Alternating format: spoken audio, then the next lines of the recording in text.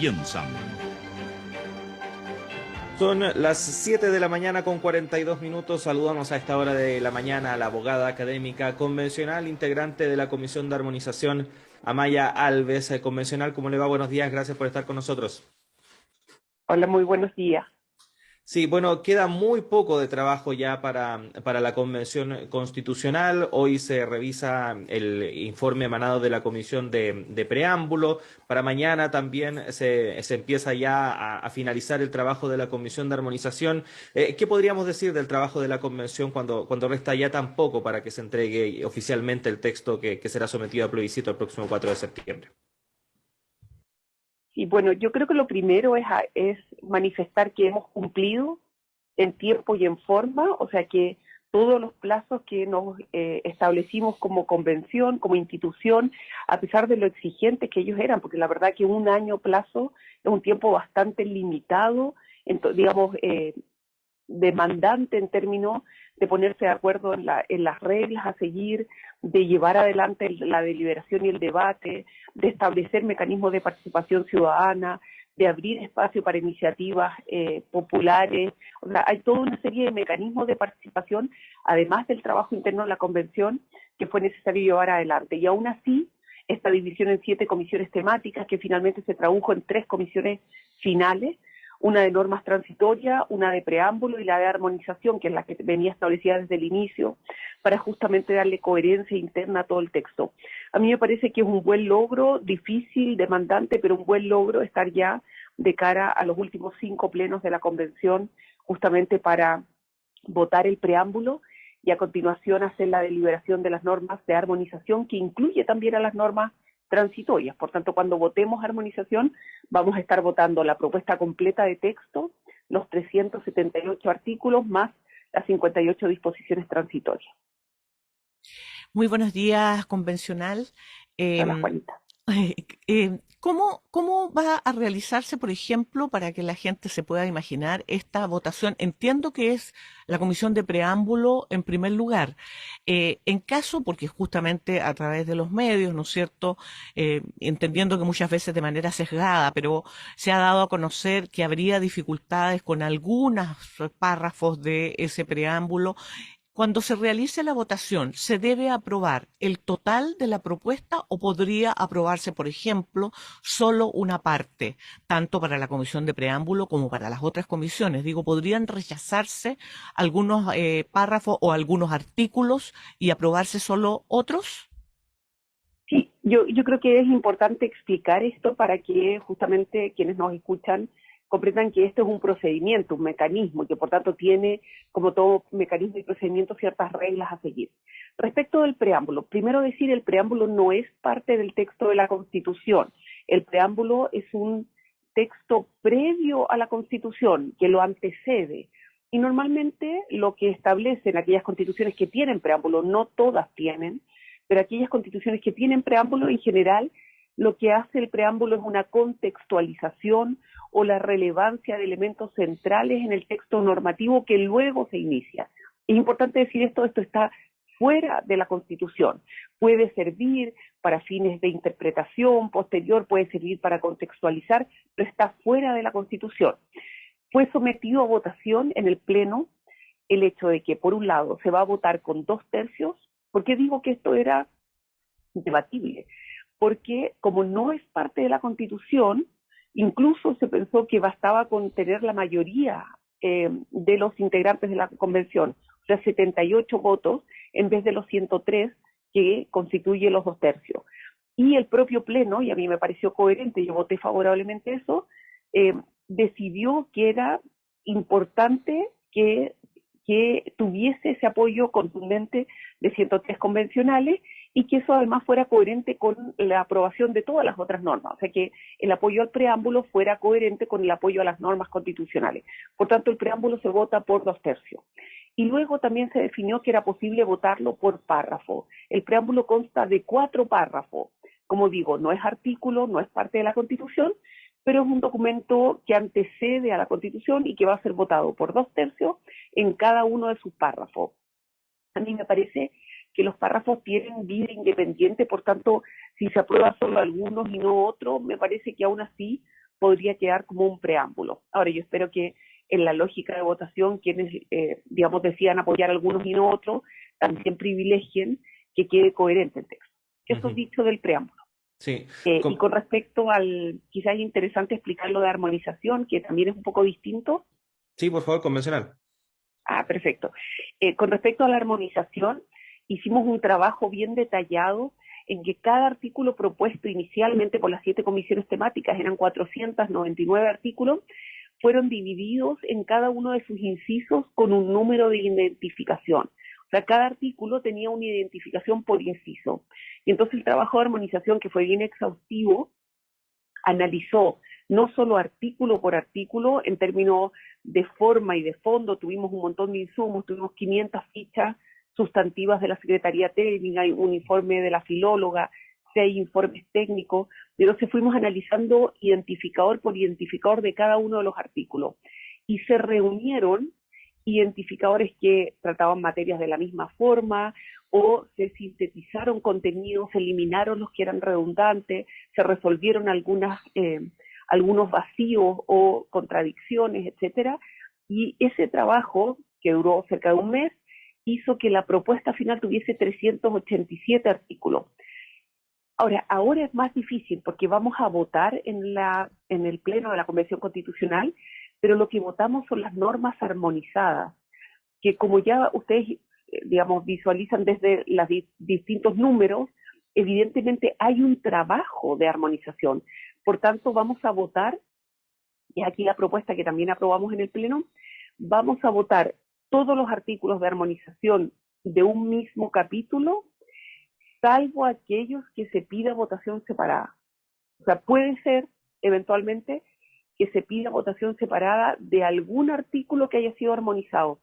Pero aquí cada convencional tiene que ser muy cuidadoso y cada colectivo tendrá que ser muy cuidadoso al tomar decisiones, porque los identificadores fueron armonizados y entonces en una misma propuesta, en un artículo que votamos como armonización, están contenidos a lo mejor varios artículos de la propuesta original, se han en el fondo resuelto vacíos o contradicciones, y el punto es que si no se aprueba por 2/3 el artículo armonizado, queda la norma originalmente aprobada por el Pleno. Y ahí hay que desandar un camino, que yo creo que es un camino difícil y que puede tener un efecto dominó. Por eso parece tan importante apoyar la labor de armonización y que se aprueben salvo excepciones. Y yo diría las excepciones son las normas autocontenidas. O sea, son las normas en que se armonizó algo, pero que se mantienen los mismos identificadores que estaban en la propuesta original. Yo creo que esa es la alternativa, porque de lo contrario me parece que podemos, digamos, traer algunos problemas reales a la propuesta final. ¿Y ve ese ánimo convencional de avanzar en esa dirección? Porque hemos visto también en algunas votaciones donde se pensaba algo, se creía que había un acuerdo y finalmente aparecieron algunas sorpresas. Bueno, en todo proceso democrático y deliberativo, ¿no es cierto? Las personas tienen que conversar, tienen que ponerse de acuerdo y yo en realidad, a lo mejor usted habla de alguna situación puntual que en este minuto yo no tengo en mi memoria, pero al revés, yo diría que la Convención Constitucional con su diversidad tan grande, con su, en el fondo con colectivos tan diversos, en algunos casos colectivos que históricamente no habían participado de órganos de instituciones como esta, porque venían del mundo social, han demostrado poder llegar a acuerdos y aprobar normas en algunos casos por más de 150 votos. O sea, yo creo que ahí hay un trabajo enorme. Sí, de me acuerdos, refería, por ejemplo, a lo que costó, por ejemplo, sacar los informes de la Comisión de Sistema Político.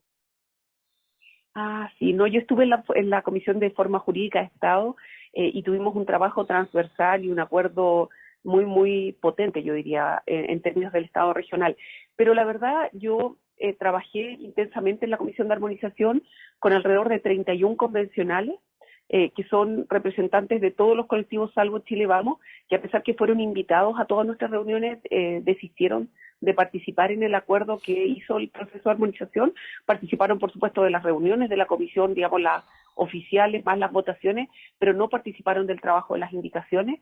Y esos 31 convencionales hemos conversado y me parece que hay un acuerdo justamente en el sentido que yo le indicaba, de tratar de cuidar el trabajo de armonización, de valorar el trabajo que se hizo para, en el fondo, armonizar el texto de forma que quedara mucho mejor estructurado, coherente, como una norma constitucional en su conjunto, y solo en casos excepcionales, y en realidad espero que tienda eso a ninguno, solicitar la votación separada si se estima que es mejor el texto original, y eso solo va a ocurrir en la medida que los identificadores estén autocontenidos y no cree este efecto dominó. Amaya, ¿cómo se podría tener claro quiénes pueden pedir votación separada? ¿Se necesita algún quórum especial? ¿Se necesita una cantidad mínima de convencionales para que pudieran, por ejemplo, pedir votación separada y generar esto que usted menciona? Sí, bueno, todas nuestras votaciones de pleno están sometidas al reglamento general de la Convención Constitucional y también a las interpretaciones vinculantes que emanan de la mesa directiva. Y efectivamente existe una digamos, normas, reglas que están basadas en el reglamento y en lo que ha dispuesto la mesa directiva, en que para votaciones separadas requerimos la firma de 32 convencionales. O sea, para poder solicitar votación separada, que vence ahora a las 9:30 de la mañana vence el plazo para solicitar votación separada mañana, viernes, respecto del proceso de armonización, se requiere la firma de 32 convencionales. Y eso evidentemente es un requisito que eleva, ¿no es cierto?, la exigencia a fin de que si se solicita realmente votación separada, esto obedezca a una deliberación de más de un colectivo y obedezca evidentemente a un ejercicio, yo diría, cuidadoso para evitar este riesgo que yo les comentaba de revertir un proceso de armonización que fue de suyo bastante exigente. Estamos conversando con la abogada académica convencional, integrante de la Comisión de Armonización, Amaya Alves. Convencional, bueno, este proceso está llegando a su fin, pero uno de los hechos que han marcado el trabajo de la convención, quizá no el trabajo mismo, pero sí lo que rodea la instancia, fue esta polémica en torno a la presencia o no de los expresidentes de la República. Bueno, ya con el tema resuelto, porque no van a ir finalmente los exmandatarios, algunas personas extrañaron durante la jornada de ayer en la conferencia que dio la mesa directiva un poco más de autocrítica respecto de lo que fue finalmente este hecho, porque efectivamente, escuchando las declaraciones de varios convencionales, al parecer había una cierta concordia respecto de que fuesen invitados finalmente los expresidentes. Finalmente eso no ocurrió en una primera instancia. ¿Qué podría decir al respecto? Bueno, yo soy una persona optimista en general respecto al proceso, pero también en la vida. Entonces, quizás destacar el aspecto positivo y luego, evidentemente, puedo referirme al punto específico de los expresidentes. Contarle a quienes nos escuchan que en el protocolo de invitación a la ceremonia hubo varios cambios, y varios cambios basados en el texto que se propone. Por ejemplo, específicamente se invitó a todos los gobernadores. Y esto en la línea de protocolo, los gobernadores está muy abajo, porque históricamente este país ha sido muy centralista. Entonces no solamente nos fijamos nuestra atención en autoridades que habitan la capital y no pensamos en autoridades relevantes de los distintos territorios. Y dado que en la propuesta de nueva constitución la presencia de los gobernadores es tan relevante como cabezas de los gobiernos regionales en un estado que se denomina a sí mismo regional, fueron invitados todos los gobernadores, en el fondo rompiendo, por así decirlo, las lógicas tradicionales de protocolo. Ahora bien, Chile ha sido históricamente un país altamente centralista, en que la figura del presidente o la presidenta de la República es una figura central, digamos, extraordinariamente relevante.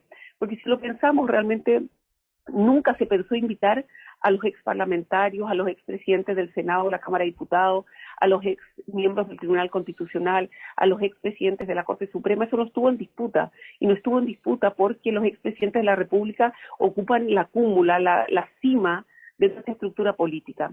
En parte, la nueva Constitución viene a proponer un modelo distinto, un modelo bastante más colaborativo entre órganos del Estado. Dicho lo anterior, creo que efectivamente era importante la figura de los expresidentes. Ahí hay personas que trabajaron duramente por el cambio constitucional, como Michelle Bachelet o el propio Ricardo Lagos, pero yo creo que es un elefante blanco en la pieza y hay que decirlo. En el caso del presidente Sebastián Piñera, que por supuesto tiene la calidad de expresidente y merece el respeto que le da esa dignidad del cargo, los hechos que acaecieron bajo su gobierno en el estallido social y que dieron pie en buena medida a la creación de esta institucionalidad son hechos que aún no han sido completamente superados. Y entonces podría dar pie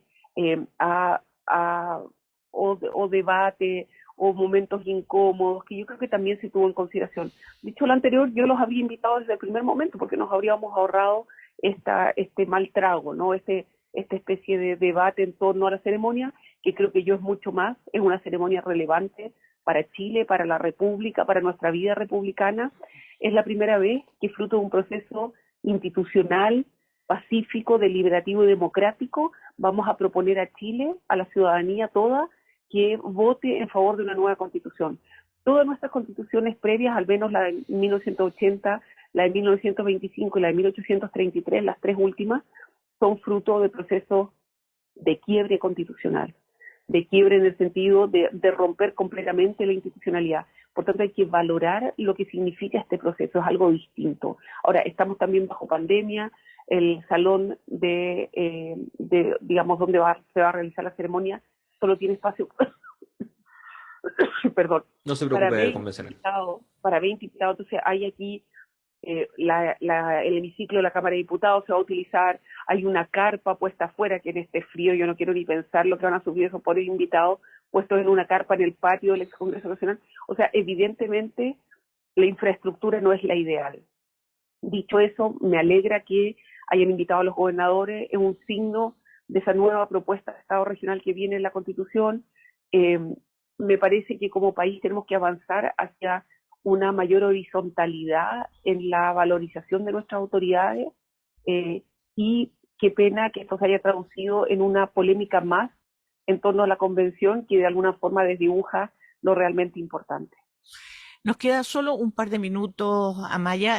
Habló de una polémica más. ¿Cree que las polémicas que se han producido dentro de la convención podrían dañar el resultado del plebiscito del 4 de septiembre? Yo espero que no. Sería un error que así fuera. O sea, evidentemente esto ha tenido como dos análisis, dos áreas de análisis. Yo esperaría mucho que con la disolución de la Convención Constitucional el próximo 5 de julio, en el fondo esta institucionalidad quedara en el pasado, a ser evaluada a futuro. Yo creo que cuando a futuro los académicos, las académicas, incluso también la ciudadanía evalúe lo que fue el trabajo de la Convención, espero que se comience a valorar lo épico. Fue una epopeya poner de acuerdo a personas tan diversas, sin normas dadas, con muy poco apoyo inicial en el gobierno de Sebastián Piñera. En el momento inicial realmente estuvimos solos en el trabajo. Entonces, yo espero que con el tiempo la valoración histórica de la Convención Constitucional se modifique.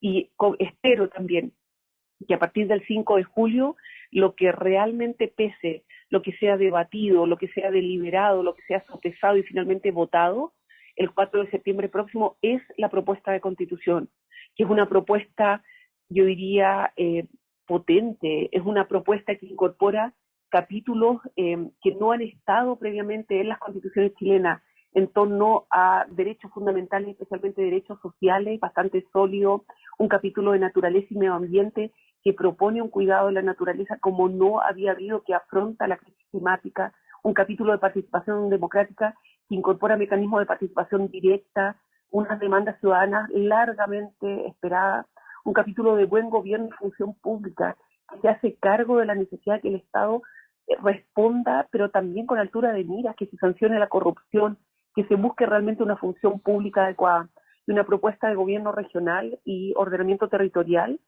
que aborde las asimetrías territoriales. O sea, hay una serie de propuestas, yo diría novedosas, pero a la vez técnicas, bien fundadas, en una constitución de 387 artículos, que yo diría que es una buena constitución. Yo me dedico al estudio de esto, trabajé arduamente su contenido, y creo que la constitución que proponemos responde en buena medida al momento ciudadano, a la crisis ciudadana que nos llevó al proceso constituyente.